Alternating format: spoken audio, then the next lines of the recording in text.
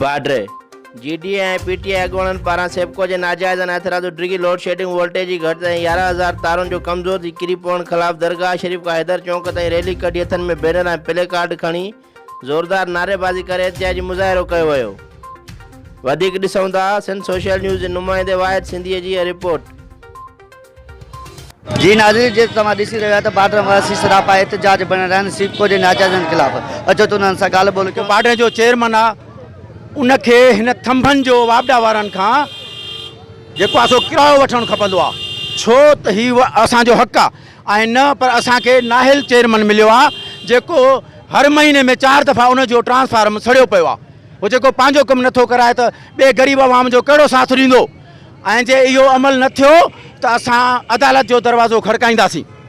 असां उन्हनि खे आख़िरी वार्निंग ॾियूं था, जे बाड्रे मां लोड शेडिंग ख़तमु न कई वई त पोइ अञा हिन जो दायरो वधायो वेंदो ऐं असां अदालत में वेंदासीं ऐं अदालत में हिननि खे छिकींदासीं।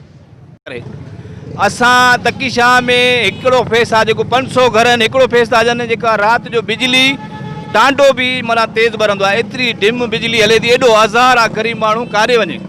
वापडा वारनि खे चऊं था, आला अमलदार खे चऊं था त हे जेके नाहिल ऐं करप्ट जेके अमलदार पंहिंजो ऑफिसर आहिनि इन्हनि खे हटाए करे सुठा ऑफिसर आणिया वञनि ऐं लोड शेडिंग ख़तमु कई वञे।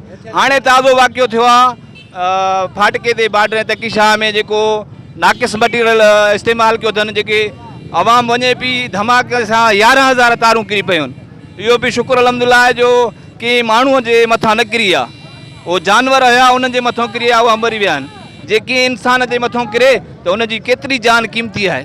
असां इहो चऊं था त इहो लोड शेडिंग ऐं नाक़िस मटीरियल ख़तमु कयो वञे, जे न कयो वियो त असां एहतिजाज जो दायरो अञा वधाईंदासीं। महिरबानी। जेके ही पोल लॻल आहिनि, जेके ही तारूं तव्हां ॾिसो था रोज़ बरोज़ रोडनि ते किरंदियूं रहनि थियूं, इन्हनि सां तमामु घणो जानी नुक़सानु थी सघे थो।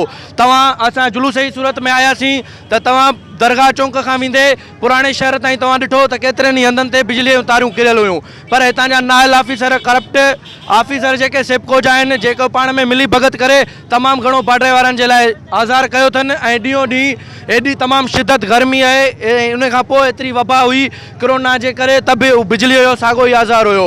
असां में अपील कयूं था गवर्नमेंट खे त हिननि खे हटाए करे असां बाड्रे वारनि सां इंसाफ़ कयो वञे, बाड्रे में लोड शेडिंग ख़तमु करे बाड्रे शहर बचायो वञे।